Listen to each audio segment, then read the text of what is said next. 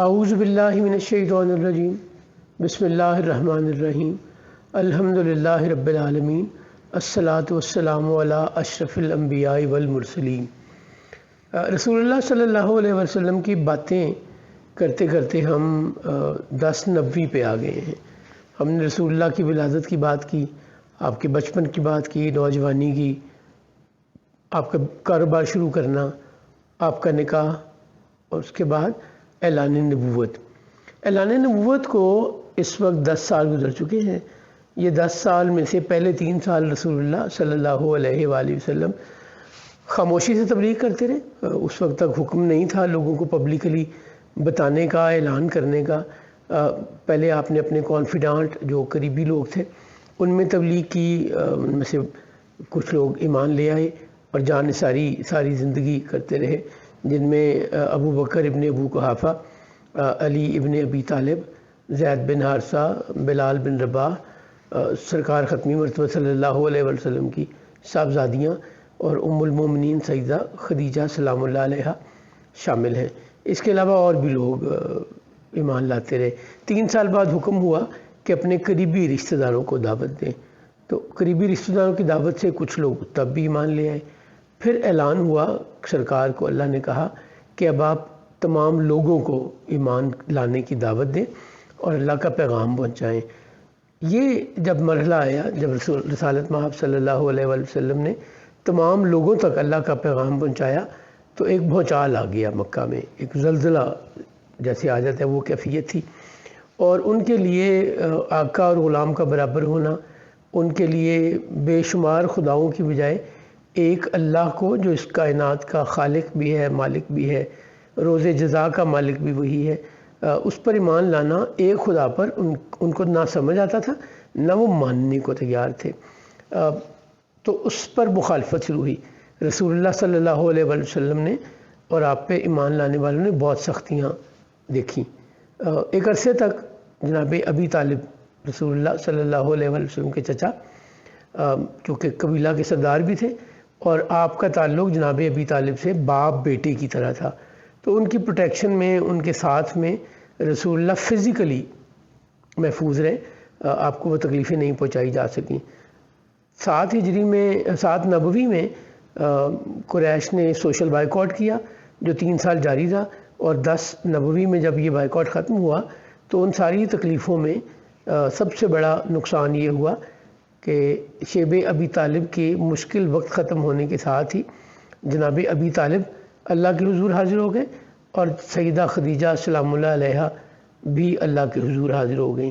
اس سال کو رسول اللہ صلی اللہ علیہ وسلم نے غم کا سال قرار دیا۔ جناب ابی طالب کے بعد ابو لہب بن گیا بنی ہاشم کا سردار، جو کہ رسول اللہ صلی اللہ علیہ وسلم سے بڑی دشمنی اور بیر رکھتا تھا، تو اس نے آپ کو اپنے قبیلہ سے ہی نکال دیا یا ڈس اون کر لیا۔ اس کے بعد بہت ہی مشکل مرحلے آئے۔ رسول اللہ صلی اللہ علیہ وسلم بھی فزیکلی اب محفوظ نہیں رہے، یہاں تک کہ آپ سجدہ میں گئے بیت اللہ میں تو آپ کی گردن پر اونٹ کی گندگی سے بڑی اوجری لا کے قریش نے یوں رکھ دی کہ نہ آپ سر اٹھا سکیں نہ سانس لے سکیں۔ ان کا خیال اور خواہش تھی کہ آپ اسی وزن کے نیچے جان سے جائیں گے۔ سیدہ فاطمہ سلام اللہ علیہا کو جا کر کسی خاتون نے بتایا، وہ دوڑی ہوئی آئیں تو انہوں نے اپنے والد کو اس مشکل سے نکالا۔ اب مشکلات دن بدن بڑھتی جا رہی ہیں، قبائلی نظام ہے، آپ اس قبیلے سے علیحدہ نہیں ہو سکتے جس سے آپ بلونگ کرتے ہیں، اور اگر قبیلہ آپ کو ڈمپ کر دے تو آپ کی کوئی سیکیورٹی نہیں ہے، آپ کی لائف رسک ہے۔ ان حالات میں رسول اللہ صلی اللہ علیہ وسلم نے یہ فیصلہ کیا کہ مکہ سے باہر کسی اور شہر میں جا کر اللہ کا پیغام بھی پہنچایا جائے، اور یہ بھی دیکھا جائے کہ اگر وہاں پر سیٹل ہوا جا سکتا ہو۔ اس خیال سے رسول اللہ صلی اللہ علیہ وسلم طائف گئے۔ طائف مکہ سے 65 کلومیٹر دور ہے۔ اگر کسی سواری پر جائیں تو 1 دن میں آپ وہاں پہنچ جاتے ہیں، اور اگر پیدل جائیں تو اس زمانے میں 2 دن لگتے تھے مکہ سے طائف جاتے ہوئے۔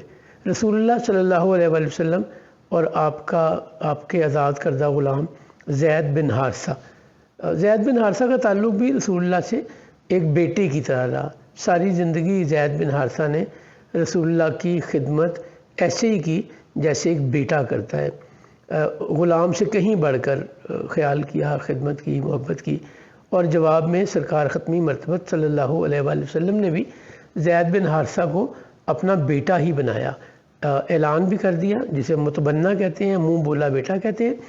اور یہ عرب میں بڑی عجیب بات تھی کہ کوئی غلام کو اپنا بیٹا بنا لے، اور رسول اللہ صلی اللہ علیہ وآلہ وسلم کے سلوک یا محبت کا زید بن حارثہ سے نتیجہ یہ نکلا کہ جب ان کے والدین زید کو فدیہ دے کر، پیسے دے کر رہائی دلانے آئے تو رسول اللہ صلی اللہ علیہ وسلم نے انہیں صرف ایک ہی شرط رکھی تھی کہ میری طرف سے زید بن حارثہ آزاد ہے، اگر وہ آپ لوگوں کے ساتھ جانا چاہے تو مجھے کوئی اعتراض نہیں، میں نہیں روکوں گا، لیکن اگر وہ نہ جانا جائیں تو تم بھی ضد نہ کرنا۔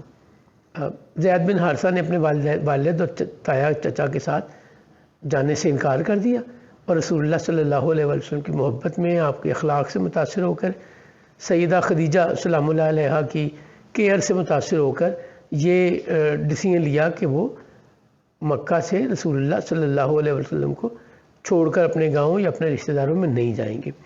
تو رسول اللہ صلی اللہ علیہ وسلم اور زید بن حارثہ دونوں نکلے طائف جانے کے لیے اور پیدل ہی روانہ ہوئے۔ راستے میں جتنے لوگ بھی قبیلے یا لوگ ملے، رسول اللہ صلی اللہ علیہ وسلم انہیں اللہ کا پیغام پہنچاتے رہے، لیکن کسی ایک نے بھی پازیٹیو رسپانس نہیں دیا، کوئی ایک بھی ایمان نہیں لایا۔ رسول اللہ طائف چلے گئے۔ طائف اس زمانے میں بڑا ماڈرن سٹی تھا مکہ کے ارد گرد۔ طائف کے لوگ بڑے فخر کیا کرتے تھے کہ ہم گندم کی روٹی کھاتے ہیں۔ طائف میں کھیتی باڑی بہت اچھی تھی، پھل بہت تھے، باغ بہت سارے باغ تھے، پھلوں کے، کھجوروں کے بھی، انار کے، انگور کے اور مختلف پھلوں کے۔ یہ اس زمانے کا لیئر ایریا تھا۔ فارم ہاؤسز جیسے آج ہم یہاں بناتے ہیں، اس زمانے میں مکہ کے رئیسوں نے فارم ہاؤسز بنائے ہوئے تھے طائف میں۔ تو جب گرمیاں یا مشکل سخت موسم آتا تھا تو طائف چلے جاتے تھے۔ جیسے آج بھی اگر آپ طائف جائیں تو آپ کو بڑا ڈفرینس محسوس ہوتا ہے ٹیمپریچر میں، انوائرمنٹ میں، مکہ اور اس کے ارد گرد سے جب آپ جاتے ہیں طائف۔ طائف میں بنی ثقیف قبیلہ آباد ہے، اور ان کے سردار کا نام ہے عمر بن عمیر۔ عمر بن عمیر ثقفی طائف کا سردار ہے، اور اس کے 3 بیٹے ہیں، مسعود بن عمر، حبیب بن عمر اور عبد یا لیل بن عمر۔ یہ تینوں طائف کی سیاہ و سفید کے مالک ہیں۔ رسول اللہ صلی اللہ علیہ وآلہ وسلم نے طائف میں جا کے لوگوں کو اللہ کا پیغام پہنچایا، ان تینوں سے بھی ملے۔ ان تینوں نے بھی بڑا سخت رویہ اپنایا رسول اللہ صلی اللہ علیہ وآلہ وسلم سے۔ بڑی ہی مشکل، آپ یوں سمجھیں کہ اگر آپ کسی تبلیغی دورے پر گئے ہوں اور کوئی آپ کو نہ رہنے کو جگہ دے، نہ کھانا آفر کرے، نہ پانی آفر کرے، نہ آپ کی بات سننے کا تیار ہو، تو کتنے مشکل حالات ہوں گے۔ اور یہ قبائلی روایات میں اور بھی آپ کو مشکل لگتا ہے۔ یہ اس زمانے کی بات ہے جب نہ تو ریسٹورانٹ ہوتے تھے، نہ ہوٹل تھے، نہ کھانے کے ڈھابے تھے، لوگ ایک دوسرے پر ہی ڈیپینڈ کرتے تھے۔ مہمان نوازی ہی واحد طریقہ سلیقہ تھا کسی دوسری جگہ جانے کا۔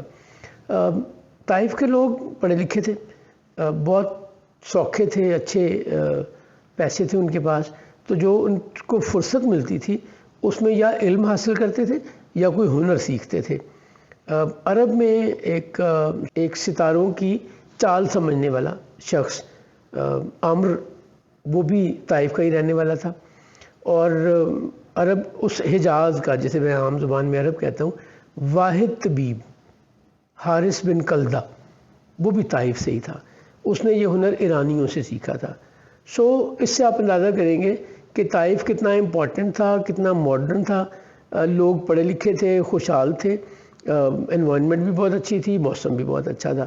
رسول اللہ صلی اللہ علیہ وآلہ وسلم 10 دن تک لوگوں کو اللہ کا پیغام سناتے پہنچاتے رہے، لیکن کوئی رزلٹ نہیں آیا۔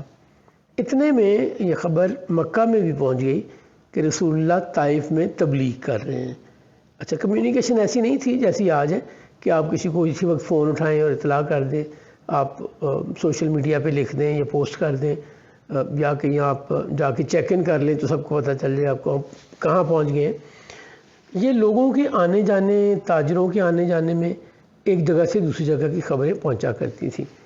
تو بائی اینڈ آف 5-6 days عرب کے لوگوں، مکہ کے لوگوں کو پتہ چل گیا کہ رسول اللہ طائف میں جا کر اس وقت اللہ کا پیغام پہنچا رہے ہیں۔ اب یہاں پہ قریش نے اسے اپنے لیے ایک اور رسک سمجھا۔ انہوں نے یہ سمجھا کہ اگر طائف کے لوگ ایمان لے آئے محمد بن عبداللہ پر تو یہ نہ ہو کہ ہمارے لیے مشکل بن جائے، یا ہماری امپورٹنس کم ہو جائے، یا لوگ آہستہ آہستہ طائف جانا شروع ہو جائیں اور جو ہماری ویلیو ہے، امپورٹنس ہے، وہ کم ہو جائے۔ تو انہوں نے ایک پیغام دے کر ایک شخص کو بھیجا طائف میں، عمیر بن عامر الثقفی اور ان کے بیٹوں کے پاس، اور وہ پیغام کچھ یوں تھا کہ ہمیں پتہ چلا ہے کہ محمد بن عبداللہ جس نے اپنا ایک نیا دین گھڑ لیا ہے، وہ طائف میں آ کے لوگوں کو اپنے دین پر آنے کی دعوت دے رہا ہے۔ اپنے لوگوں کو سمجھاؤ کہ وہ بے دین نہ ہوں، وہ صابی نہ بنے۔ عرب میں اس زمانے میں اگر کوئی دین اپنا بدلتا تھا تو اسے صابی، بے دین کہا جاتا تھا۔ تو ان کے نزدیک رسول اللہ صلی اللہ علیہ وسلم پر ایمان لانے والا، یا اللہ کو ایک ماننے والا، آخرت کے دن کو ماننے والا، جسے آج ہم اسلام کہتے ہیں، وہ صابی ہے۔ تو ان کا یہ صابی ہو جائیں گے تمہارے لوگ، اور دوسری خرابی یہ ہوگی کہ تمہارا آپس کا اتحاد پارا پارا ہو جائے گا، بیٹا باپ کے خلاف ہو جائے گا، بھائی بھائی کے خلاف ہو جائیں گے، دوست دوستوں سے دشمنی کریں گے۔ اچھا، ابھی وہ یہ کیوں کہتے تھے؟ کیونکہ مکہ میں جتنے لوگ رسول اللہ صلی اللہ علیہ وسلم پر ایمان لائے تو انہوں نے بت پرستی چھوڑ دی۔ جب انہوں نے شرک چھوڑ دیا تو اب ان کی اٹھنا بیٹھنا محفلیں بدل گئیں۔ اسی طرح جو ایمان نہیں لائے تھے ان کے اخلاقی معاملات بھی اچھے نہیں تھے، شراب پیتے تھے، باقی معاملات تھے۔ تو یہ جو رسول اللہ صلی اللہ علیہ وسلم کا دین آپ نے لائے، اللہ کا پیغام لائے، وہ ان چیزوں سے منع کرتا تھا۔ اس کے علاوہ آقا اور غلام کی برابری کی بات سرکار ختمی مرتبہ صلی اللہ علیہ وسلم نے جب بھی کی، قریش کے لیے یہ بڑا ہی ان کو تکلیف محسوس ہوتی تھی کہ ہمارے غلام ہمارے برابر ہو جائیں گے، ہماری بادشاہیاں ختم ہو جائیں گی۔ تو وہ اس کو انٹرپریٹ یوں کیا کرتے تھے کہ محمد کی وجہ سے لوگ ایک دوسرے کو چھوڑ دیتے ہیں، بھائی بھائی کے خلاف ہو جاتا ہے، بیٹا باپ کے خلاف ہو جاتا ہے، دوست ایک دوسرے کو قدر نہیں کرتے، قبیلوں کا آپس میں امن سکون اتحاد پارا پارا ہو جاتا ہے۔ تو یہی پیغام انہوں نے طائف میں پہنچایا، اور ساتھ میں یہ کہا کہ تم فوراً محمد کو طائف سے نکال دو۔ آج کے لیے ہم اپنی بات کو یہاں ختم کر رہے ہیں، انشاءاللہ اگلے سیشن میں اس سے آگے بات کریں گے۔